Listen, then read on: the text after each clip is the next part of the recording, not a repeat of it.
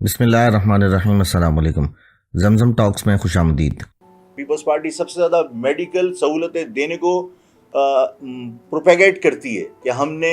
سندھ کے اندر میڈیکل کی سہولتیں سب سے زیادہ دی ہیں، سب سے زیادہ کرپشن بھی میڈیکل کے شعبے کے اندر ہے پیپلز پارٹی کی۔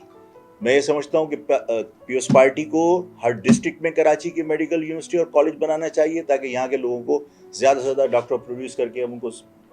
سہولتیں دے سکیں۔ کراچی ڈینٹل ہاسپٹل کی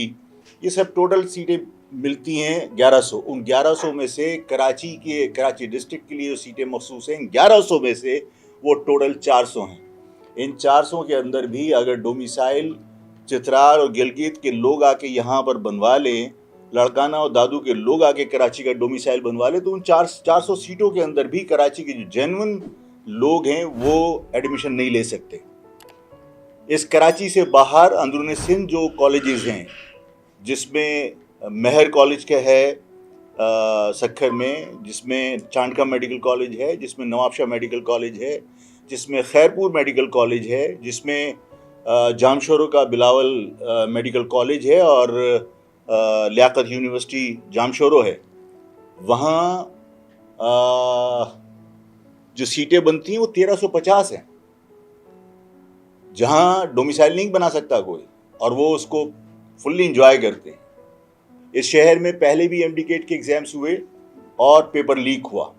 اور پیپر لیک ہونے کے بعد کنسیڈ کیا گیا کہ یس یہ پیپر لیک ہوا۔ اگر پیپر لیک ہوا تھا اور اس کے لیک ہونے کی وجہ سے اور لیک ہونے کا اقرار کرنے کے بعد جب پیپر دوبارہ لیا گیا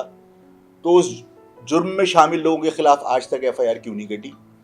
اور ان لوگوں کے خلاف FIR کاٹ کے ان کو قرار واقعی سزا دینے کی بجائے آپ نے اس شہر کے ان غریب طلباء پر پھر دوبارہ سے ایگزامینیشن فیس مسلط کی اور انہوں نے دوبارہ فیس دی۔ غلطی آپ کے سرکاری اور متعصب اور راشی افسران کی تھی جن کے خلاف کارروائی ہونی چاہیے تھی۔ ان کے خلاف کارروائی کرنے کی بجائے آپ نے یہاں کے طلباء سے دوبارہ فیس لے کر آپ نے MD-CAT کے ایگزامس کرائے پچھلے سال۔ اس کا رزلٹ پھر وہی آیا کہ ایگزامس سے پہلے پیپر لیک کیے گئے۔ ظاہر ہے وہ حکمت عملی ظاہر اس لیے بنائی گئی کہ شہر کے لوگوں کو تعلیم سے کسی طرح بھی دور رکھا جا سکے۔ نظام بچانے کے لیے تو پورا سسٹم، پوری اسٹیبلشمنٹ، پوری پنجاب، پورا خیبر پختونخوا موجود ہے۔ آپ اپنے عوام کے مسائل حل نہیں کر سکتے تو اسمبلیوں سے ریزائن کریں، واپس آئیں، ورنہ آپ کہیں کہ ہاں ہم 47 کے اوپر اپنے سر بچانے کے لیے ایجنسیوں کے کہنے پر اسمبلی پہنچے تھے اور ہم ہمیشہ اسی طرح جو ہے وہ وہاں پر ان کی مرضی سے اقدامات کرتے رہیں گے۔ اقرار کیجیے اس بات کا۔ عصبیت کی بنیاد پر اربن ایریاز کے لوگوں کے ساتھ تسلسل کے ساتھ زیادتی ہوتی رہے گی تو ظاہر سوچ میں تبدیلی آتی ہے، اور پھر اس کے بعد اگر لوگ فیصلہ کریں کہ جو بھٹو صاحب نے سندھ کو 2 حصوں میں تقسیم کیا تھا اس لکیر کو وائڈن ہونا چاہیے، تو پھر اس کا قصوروار اس شہر کے لوگوں کو یا مہاجر عوام کو ٹھہرانا درست نہیں ہوگا۔ تعصب کی انتہا تو یہ ہے کہ آپ نے CM ہاؤس کے لیے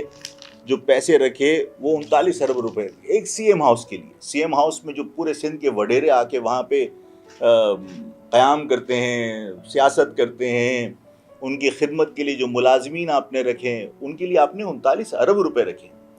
اور اس 3.5 کروڑ کے شہر کے لیے آپ نے 26 ارب روپے رکھے ہیں ترقیاتی کاموں کے لیے۔ اندازہ لگا لیجیے کہ 3.5 کروڑ عوام کی اس CM ہاؤس میں بیٹھنے والے وڈیروں کے سامنے کیا حیثیت۔ اگر اس صوبے میں رہ کر اگر یہ معاملات حل نہیں ہو رہے تو ظاہر ہے کہ لوگوں کے تحفظات ہیں کہ بھائی ٹھیک ہے پھر ہمیں ہمارے علاقوں میں اختیار دو کہ ہم خود اپنے کنٹرول کر سکیں، اور اس کے لیے ظاہر ہے کہ آئین کے اندر گنجائش موجود ہے، جو جس طرح ابھی کہا ہے میں نے کہا تو حرام چیز تھوڑی ہے اس کے لیے کوشش کرنا۔ یہ موجودہ متحدہ ایجنسیوں کا ایک حقیر سا ٹولہ ہے، یہ اس شہر کے اس اربن ایریاز کے عوام کی نمائندگی نہیں کرتا، اور اسمبلیوں میں بیٹھ کر صرف اپنی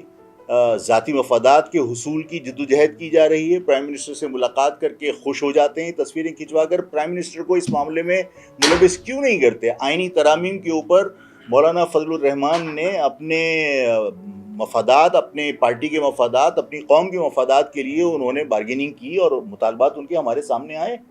کہ مولانا نے جو ہے وہ گورنرشپ بھی مانگی، مولانا نے اور بہت سارے مطالبات رکھے۔ متحدہ قومی موومنٹ جو اس شہر کے اندر ہونے والی زیادتیاں ہیں اس پر کون سی بات منوائی ہے انہوں نے کہ آئینی ترامیم کے لیے آپ अनकंडीशनली सपोर्ट करने के लिए जा रहे हैं। अगर नहीं कर सकते